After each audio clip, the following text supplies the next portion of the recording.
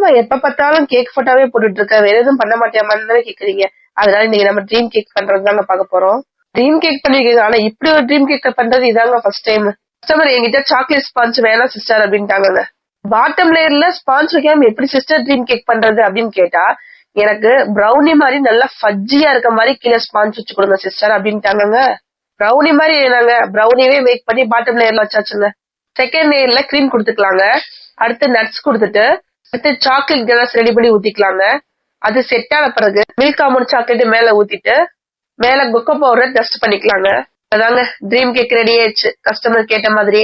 கூட பாத்தீங்கன்னா கஸ்டமர் வந்து கப் கேக்கும் சாக்லேட்ஸும் ஆர்டர் கொடுத்திருந்தாங்க.